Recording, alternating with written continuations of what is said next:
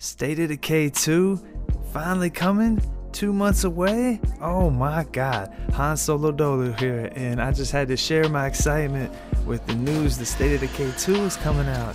Oh man, pre-ordered my Ultimate Edition already, and ever since I played the first one on Xbox Live Arcade, that smash, and IGN hooking it up with our gameplay here, you just always wanted to run around with friends, no matter how many it was, co-op, you know. We're finally getting it, 4-player online co-op.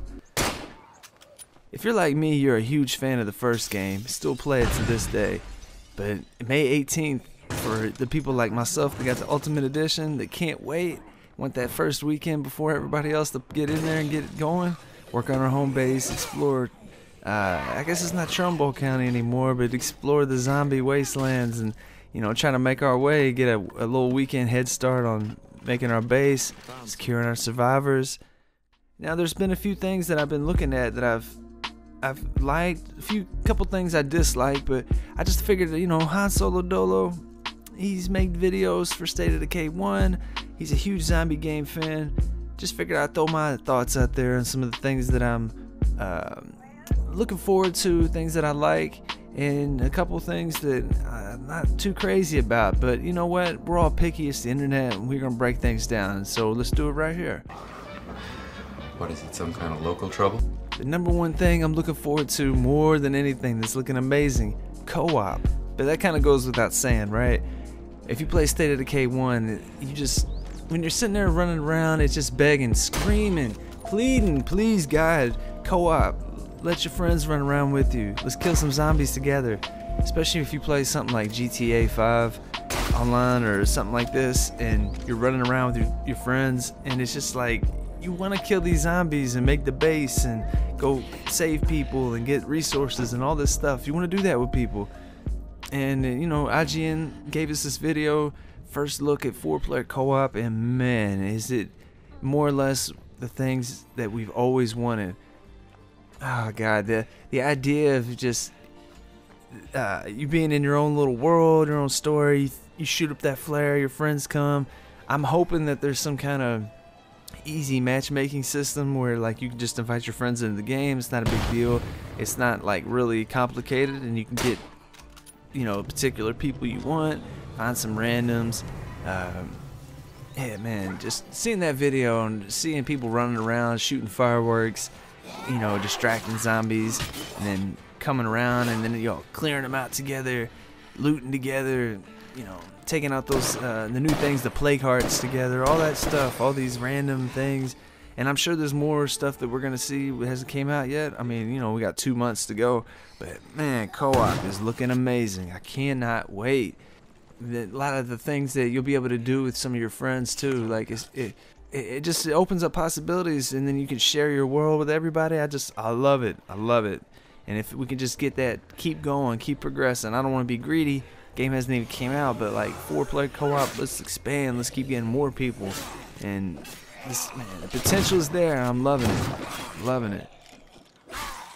One of the biggest additions in this second game, literally and figuratively, 3 maps. We're getting 3 maps, almost as big. 3 individual maps, almost as big as the first State of Decay's map. So we're gonna have 3 different areas to explore. Now, how that works with relation to online, and it's still a wait to be seen. But just the idea that there's a lot more different places to see, and you know, I hope they have their own vibe and their own like look. And that was one thing about the first game that kind of bothered me, is it all was kind of similar looking. You know, it's like this Trumbull County. It's kind of like I don't know, like a Midwest kind of.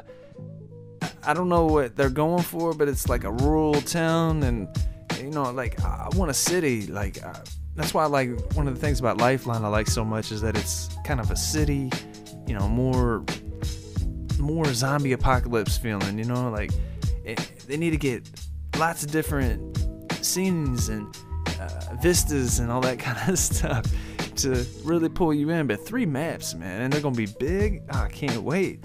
Well, that's the real trick, isn't it? The other thing that I noticed was the animations. There's way better animations, and this is a game that's not even finished yet. You know, as they said in the video, I think they said, you know, there's a few more months to polish things out and get the jank or whatever they say. That classic State of Decay jank. I hate to say the word classic with that. I don't know what that's all about, but the animations in general though, like I saw a couple times where guys are slashing up the zombie and got like little combos and things like that. So I'm hoping that there's a better refined fighting mechanic and system animations as far as when you're engaging with the zombies. And I know it's a pretty small thing, but it's something that I noticed that I really appreciate, and that's the flashlight system on an actual player. Now, in the IGN video, they said something about at night. Zombie apocalypse, they want it to feel very dark, like you're actually out in the woods where you can barely see your hand in front of your face at night, and it leads to, you know, it's not a horror game, but there is a lot more tension and a lot more danger at nighttime. I just appreciated the flashlight in the sense that it's like on your chest. I appreciated that because it looked more realistic. In the first game, you turn your flashlight on and you never see a flashlight. There's just a light moving around or whatever. So I appreciated that fact that, you know, it's a little thing and maybe nobody really noticed it, but I noticed it and I appreciated it. You know, it makes it a little more realistic. Now, unfortunately, I have to talk about some stuff that is a letdown and really makes me sad. I asked a question during the stream about barricading the windows and things like that. Han Solo Do1o and Montprince are both really anxious to find out if there's boarding up windows in this game. Similar to hiding in bushes, the barricade system, while very kind of cool and thematic, like evocative of a lot of good memories of zombie media. Right, was a very high cost, very low percentage feature that would have also been very high cost in this game for future support as well. So no, you're not able to barricade any window or any door in the game. And I think that, you know, were he here, Brant would thank you for your tolerance, because if we had put that feature in the game, it would have meant Brant spending a solid year attaching boards.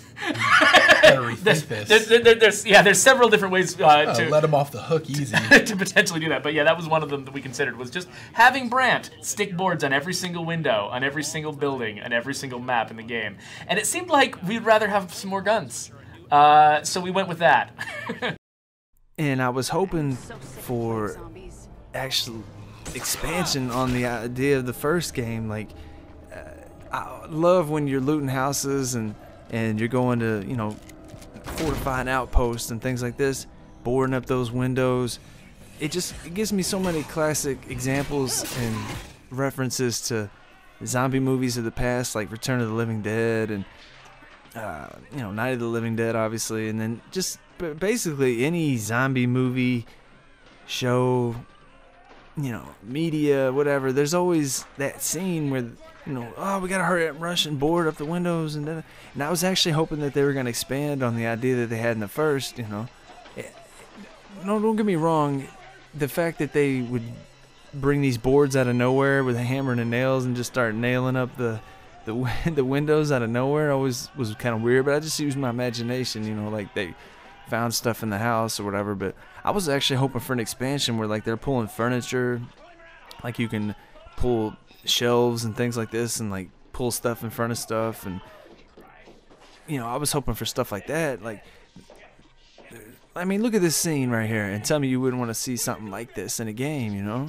Like, I'm also not a huge fan of this Plague Heart or Blood Heart or whatever thing, that Blood Plague, the hearts and all this stuff. Like, I don't want to be picky. I haven't actually played it yet, but just the idea of it is kind of like, there's already infestations, and I get that there needs to be something that's like creating the zombies, I guess, or where they're coming from. But just me personally, I'm not a big fan of zombie games where they have like these crazy zombies. Like, and State of Decay's guilty of this too. I just wish it was nothing but the, you know, like the classic zombies. You know, you get some faster ones here and there, but basically they're just a slow shambling. But just like hundreds of them, like thousands, just sheer numbers where you couldn't take them all out at once. You know what I mean? That's my favorite part of these games, just taking out hordes and hordes of them. And then there'll be like a big bloater in there and a screamer and all that. Like, I'm just not into the weird stuff like that. I mean, zombies themselves are already kind of strange and weird and all this, but I don't know, just all these like monsters and stuff. Like, I get that you need it in a game for balance and give it a challenge and things like this, so I don't want to knock it, but the plague hearts itself, it just doesn't really seem stated. It seems more like Alien, or almost even looks like something out of Stranger Things or something, with the coloring and the lighting and stuff of it. I'm gonna hold off and say that it's, you know, I don't like it until I actually have played it, because I understand that you're playing this game online, you need stuff to give people something to do.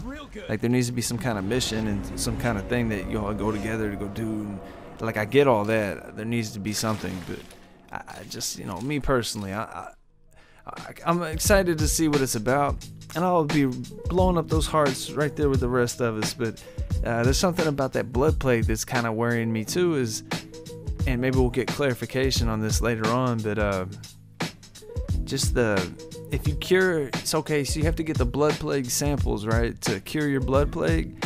Say you need 4 of them or whatever to make that shot.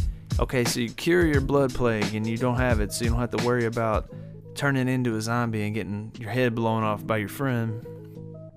So is there some kind of time after that you do that, so that you're not getting you can't catch the plague again? Because they say like a blood plague zombie can just bite you or whatever and you get it again. So like, I'm thinking you went all that trouble to make a shot, you give yourself a cure, you cure yourself, and then you run out and you catch the plague again real quick. Like, that doesn't seem fair. It doesn't even seem fun. Like, it just seems like it's gonna be a pain in the ass. But like I said, hopefully I haven't actually played the game. It's just off a couple videos and streams and listening to them talk about it. Hopefully it'll work out. Someone will just sit here and listen. The fire animation looks way better. Way better than the first game. Seeing these Molotovs thrown and the fire burning and stuff exploding and stuff looks great. Appreciate that. The fact that you can loot cars and trunks of the trucks and things like this.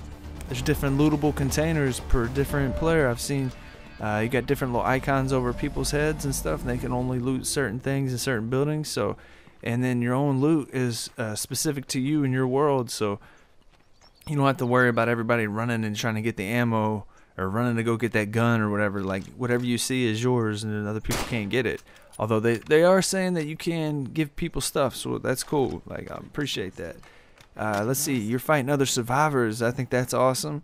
There's no friendly fire, at least based on these videos, because they're throwing Molotovs and frags and all this stuff. But hopefully, you get players together that know what they're doing and got good communication. You don't have to worry about people lighting you on fire, but hopefully there'll be an option to turn it on if there is. But on default, no friendly fire. I like that. There's flashes on the screen like GTA when you get to a new area in the town, like new little neighborhood or whatever, pops up right on top. I always appreciate that, so I have an idea of where I'm at. It just kind of immerses you a little more in the world of where you are. Hopefully we get some more good information on base building and fighting other factions and stuff like that in the coming weeks and months. And hopefully it'll just fly on by and we'll get to this game and get to be playing. Oh God, I can't wait. I can't wait. The excitement is mounting. I can't wait. I feel like a kid again waiting on these games. But anyway, this is Han Solo Do1o. And remember, kids, I shot first. I bet you have.